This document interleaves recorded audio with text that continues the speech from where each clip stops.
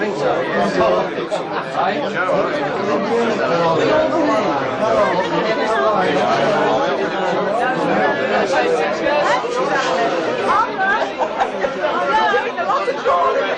I'm used to it.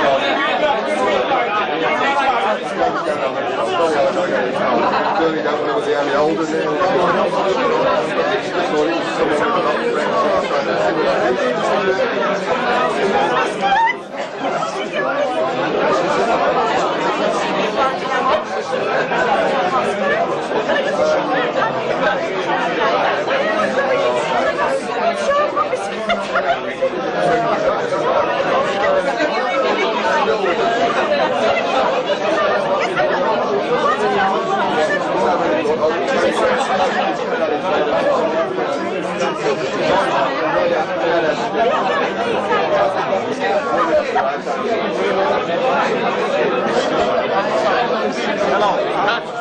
Nice to meet you. All right. Do you tell your name to go to I'll go in Joe's. If you're going to go in Joe's, you keep taking things out like that. That's it. But it's okay.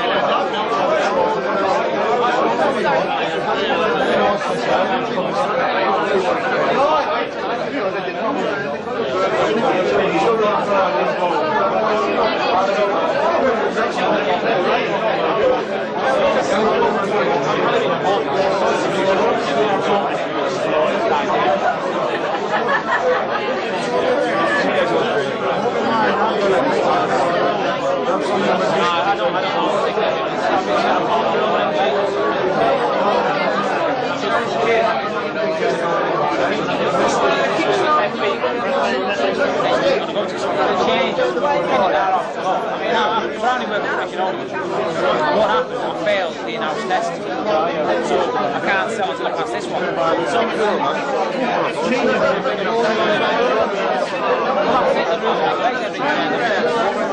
You get used to one thing, someone else comes out.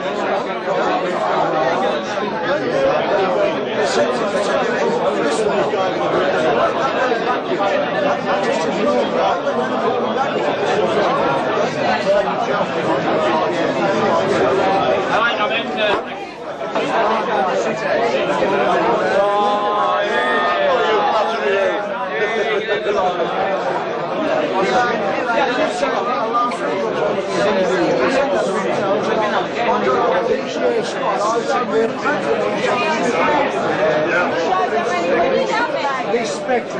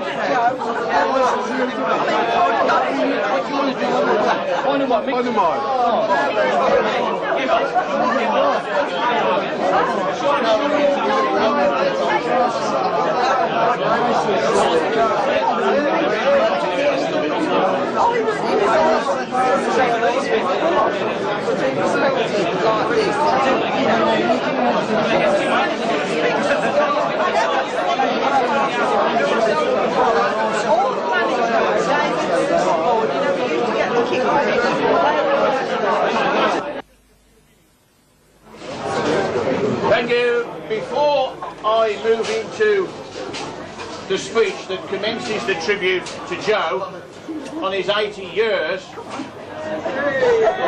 can I start the speech where I would normally end and ask you all to commence by raising your glass To Joe Rutherford on his 80 years. Joe. It's typical of me, I've had somebody else's drink. Thank you all so much for attending tonight to wish Joe a happy birthday. I'm sure that you'll give me your best attention in the next few minutes. However, I've taken the precaution of inviting Alan here tonight. If Alan Evans should catch your eye in the next few minutes, you can take it that's because he expects you to be quiet, please, in the next few minutes. And we're here to pay to you, Joe, a very special tribute to your birthday. I've been invited to start the tribute, which I'm personally delighted to do. It's a reflection of my role in the bowling club, no more or less than that. I will bring Brian Little in towards the end of my speech, and I know that Brian intends to make a very special presentation to Joe on our behalf.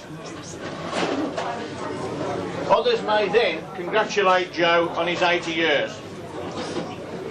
It can be no surprise to anyone to know that Aston Villa Football Club will thread very firmly through my speech. Tonight's social event, Peggy, pay attention to me please, should have happened in September. But as most of you know, Joe had to have plastic surgery to his hands to improve his grip on the bowling club's new mower. We're advised, Joe, by the specialist that the skin grafts have taken and Joe is expected to be fully fit for the start of the new bowling season.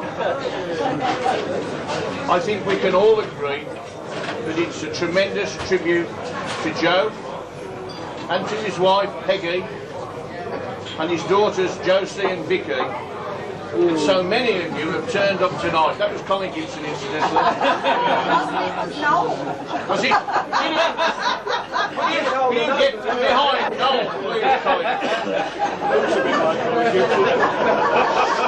We've all had to put up with Joe's stories over the years.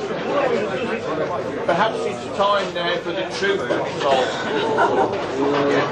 The First World War broke out in 1914, Joe. No more so than in Fatfield, Chesterland Street, County Durham. Because whilst Joe has successfully convinced us all over the years that he was born in 1916, which he refers to as his football age, he was actually born in September 1914.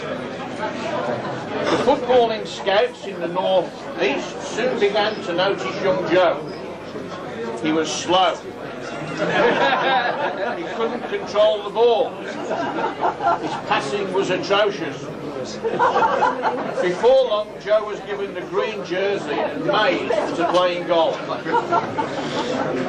He wasn't the tallest goalkeeper in the world, but he was fearless. I think he's right tonight. He wasn't the strongest goalkeeper ever seen, but he imposed himself and gave confidence to his defenders. Joe's playing days began with Fatfield Juniors, with young Rutherford between the sticks, and they remained unbeaten. From there he moved to play for Chestmore, winning the Durham League. Must be right, he hasn't contradicted me yet, which is most unusual. Burnley followed before Joe then signed for Southport. At the age of 22, he played nearly 100 league and cup games for Southport. 2 years later, Jimmy Hogan, the then Villa manager, bought Joe to Villa Park as the world's most expensive goalkeeper. $2.5 grand. You see that left on the bar somewhere. He made his debut in an FA Cup tie against Bristol Rovers. During the week that followed, he had a reserve team outing at Anfield, no less. Before manager Hogan gave Joe the nod to play in the first team the next Saturday against a team by the name of, can I Barney, Birmingham City. Local derbies, as we know, are normally very tight affairs, and more often than not, they're decided by the odd goal. Imagine poor Joe's disappointment, rather like Nigel, who was here earlier but had to go, the other night against the Turks, when after 88 minutes on his debut and defending the Whitman, he was finally beaten by a shot which crashed into the top left-hand corner of the net. The Villa were playing the Blues happily, and we were 5-0 up.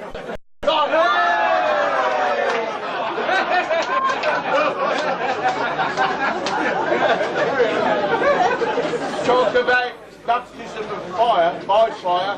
The next game was at Old Trafford, and a 1-1 draw, and the seeds were then well and truly sown. Joe and Peggy made their home in Birmingham, and we're all so pleased that you've stayed here, Joe, ever since. Playing again at that time along such names as, and I'll mention some of them because the night is for Joe, Harry Parks, Frankie Moss and Ivor Powell, Bob Iverson, Billy Goffey, Trevor Ford, Amos Moss and Leslie Smith, the famous, infamous probably, George Cummins, Con Marty, Ronnie Starling and Mush Callaghan. Joe, I hope they have memories for you. Vic Potts, Eric Houghton, George Edwards, Albert Vinyl, Larry Canning, Eddie Lowe, Peter Aldis, Nicky Dorset, and the worst goalkeeper I've ever seen in my life. When you played on the wing, they will have put him in goal, Sailor Brown. It was awful, he really was. Joe made the number one... They were smaller than him. I know. That sounds already off. Joe made the #1 shirt his own. In fact, during his 14 seasons at Villa Park, as a player that is, sadly interrupted by the Second World War, it has been said, usually by Don Dern, that the shirt was the only thing he managed to hold on to. We all know, at the bowling club, Joe was the star performer at Goodison Park in 1947 when he saved 3 penalties. I'm still not contradicted. 2 were given. He saved 3 penalty shots in the first 10 minutes. The crowd... 2-0. Look, cousins shouldn't mate. You know that. What about the 2 he got in? Joe often tells that story. He has, however, not told us this one very often. He was on the receiving end of Charlie Mitten's 3 penalties when that team, Manchester United, won 7-0 in March 1950. Joe's playing days ended in 1952-53 season, and Joe spent much of his remaining working life with Bryant's the Builders. However, having turned his back on Bryant, age 65, Joe's association with the Villa was to take a further and interesting twist. Ron Saunders had arrived as manager in 1974, and the club were immediately promoted back to the top flight, winning the League Cup in 1975 against Norwich and 1977 against Everton. And we all know who scored the winning goal that day. You remember, Brian? We remember, if you don't remember. Manchester United in the second replay. We can't get away from Man United today.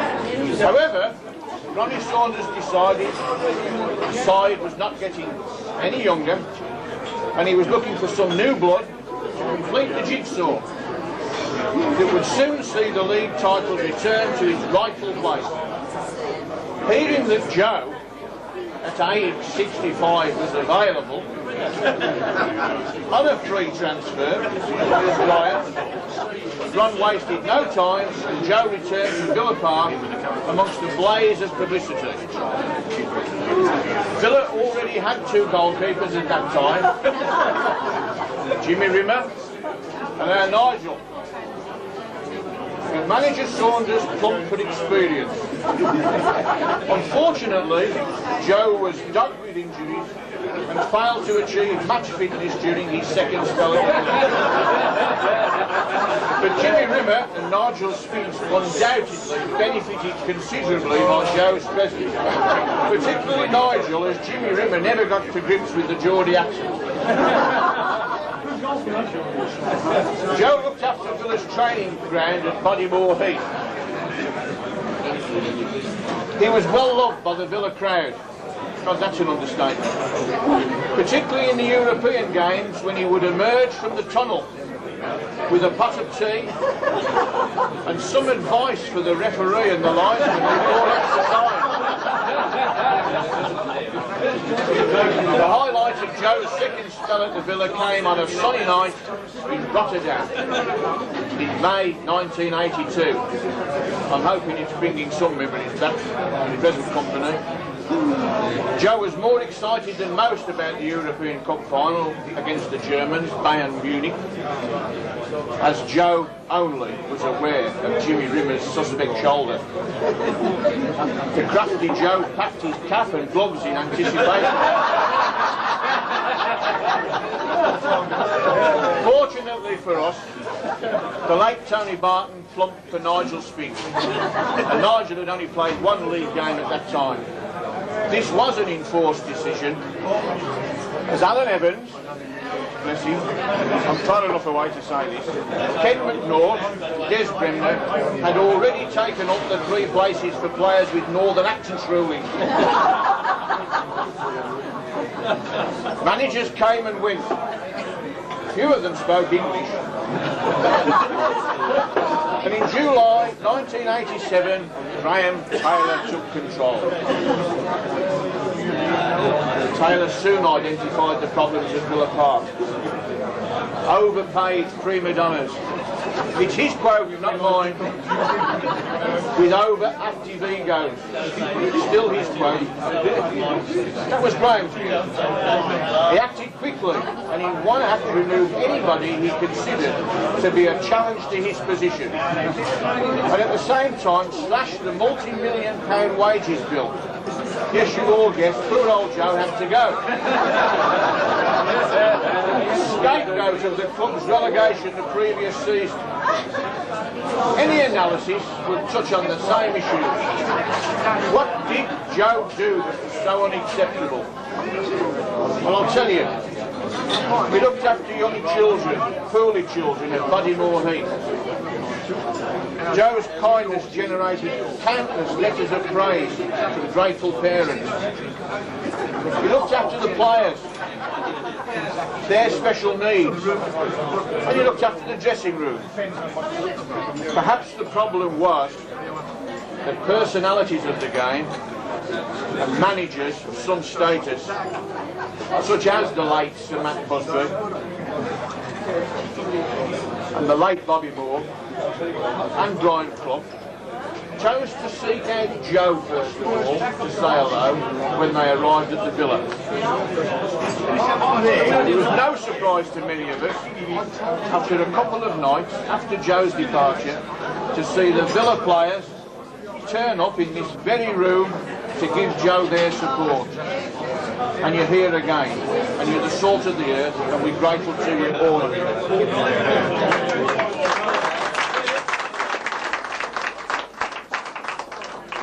It gets worse and more embarrassing yet, Joe, so hold on. Joe has gone on to retain the trust, friendship and respect of all who know him. Graham Taylor, on the other hand, you couldn't deliver that paragraph, right?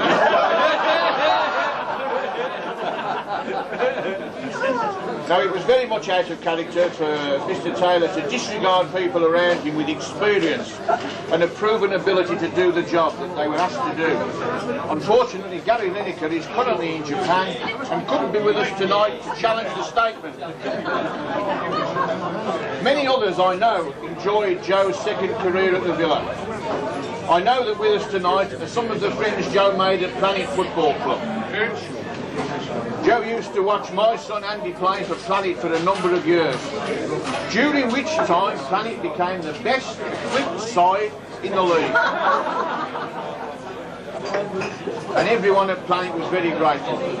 In particular, Planet players would rub their hands at the prospect of a new match ball the following Sunday morning, whenever a certain Kenny McNaught misdirected clearance flew over the old Whittle stand. How the bloody hell it ever arrived in that skip at Bodymore Heath, I'll never know. Aside from football, Joe has swapped his green sweater for a green bowling green. This is with some feeling, the next comment.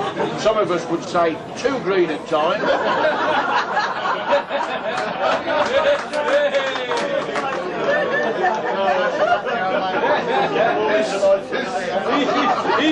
Brian Manili there went into the bowling pit there.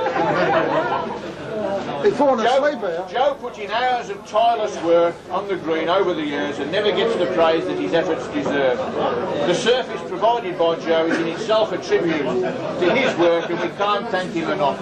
There are many players here from clubs in the Warwick and Worcester because they love you, Joe. They're well represented. There then. Joe is not only a greenkeeper, but he's also a mean bowler. Although his exploits tend to be limited to the over-80s competition these days. In his time he was unbeatable on the park, and we wish we could persuade him to play more even now. Although I'm told he still talks a good game. He is an honorary Vice President of Sutton Park Bowling Club, and that honour also he enjoys through the Warwick and Worcester County Bowls Association. In Joe's 80 years, he's seen a lot and he's done a lot. And no doubt he's a lot more to do. Joe, you can take much comfort from your many friends. Two young men in particular have shown their special respect and affection, and I suspect love, for you tonight. Gary Shaw and Andy Perry have provided the background work that has generated such a splendid gathering tonight, and I think they should be thanked.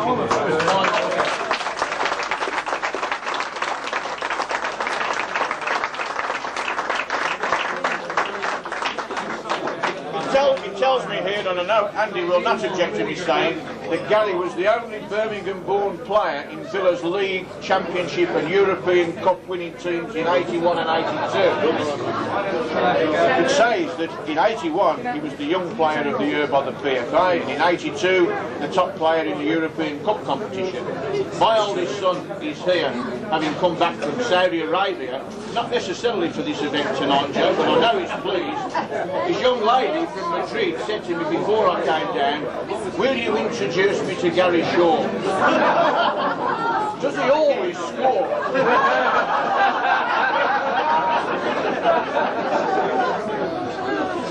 Noel Moffat, where are you, Noel? Noel has provided so willingly the use of this room tonight, and Noel, we're all grateful to you.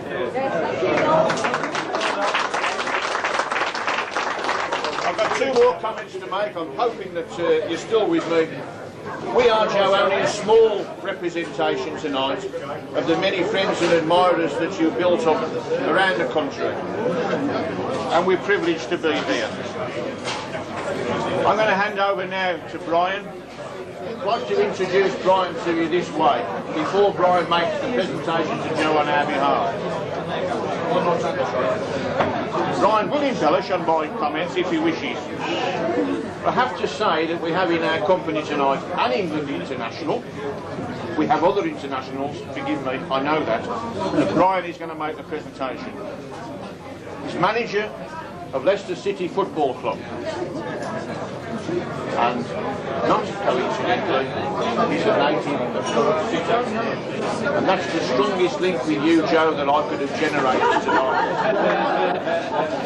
Brian played 294 games with the Durham from 1971 to 1980 and scored 82 goals. I'm so pleased, Brian, that you have found time to attend tonight. You have made the night for me, for others, and I'm sure you've made the night for Joe. Thank you so much.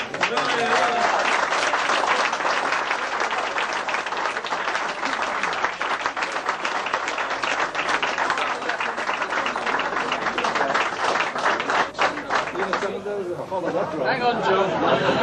Hang on, Joe. I don't need to shout too loud. There have been a few times over the past few years, I guess, in my life where I've thought, how the hell do you follow that?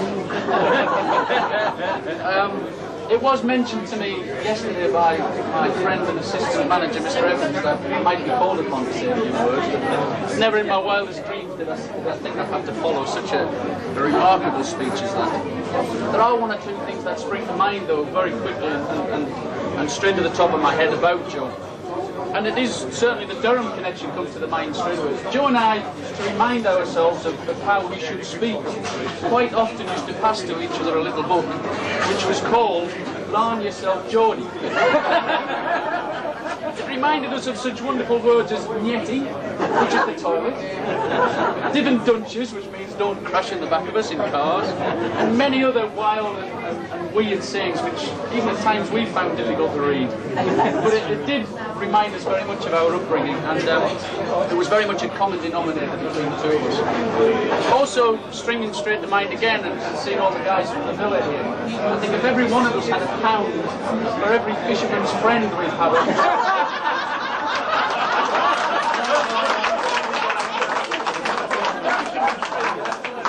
we would most certainly at this time of the year be in Tenerife sunning ourselves, living on our interest. Such was the generosity of the man. You guys, you can't believe it. We talked about Joe being at the training ground, but where he got his sweets from, I really don't. But I can assure you, on cold, wet winter days at Bodymore Heath, the fisherman's friend was a hell of a pleasing thing to have. Also, I am here on a bit of a surprise visit to see Joe, because we talked about goalkeeping. We have a bit of a goalkeeping crisis in Leicester City at this moment in time. So, and hearing of his fitness at this moment in time, perhaps you should have a word with me after, Joe, because we haven't kept a clean sheet all season. So, we'll try anything, mate. We'll try anything. I think it is difficult for me to think of too many more things to say. The man's brilliant. He and I have had many, many laughs over the years. We went for many times together with youth games. He's already been on to me about a Portsmouth game and telling me about the goalkeeper did wrong that night. It's really nice to see. I've been invited into his house many times over the last years. We've sat there for a few hours, had a little chat now and again. And I'm reminded again, just before I moved from Sutton Coldfield, I remember waking up one morning, looking out and down the drive where my car was supposed to be, and it wasn't there. How would I get to work? Simple, phone Joe. Joe came and picked me up every day for sort of 3 weeks, never a moan, took me to work. Come round every day, looked up at the window, just see Joe's face, see my two little kids in the window was something special. He's asked me tonight how they are, and I've said to them, to be honest, Joe, they're as big as their mum now, and I wish I could have been able to bring them along to see, because I know, even I said to them tonight, they've not seen Joe for what, 9 years it must be. I said, I'm going over to Birmingham to see Joe, and straight away the pair of them knew who it was. So I mean, you stuck with them as well, big man, alright. I don't know what's in here, but it's got to be something special. I hope it's something, well, I know it will be. Can I take it out? Can I do? Oh, crikey. And if I can borrow this sometime to show Gavin Moore, I'm sure he'd be delighted to see how it's done. So, from everybody here, congratulations.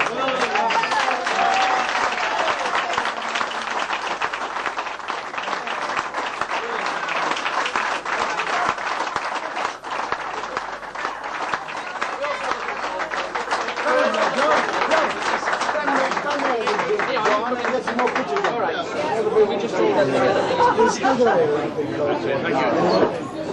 I knew straight away.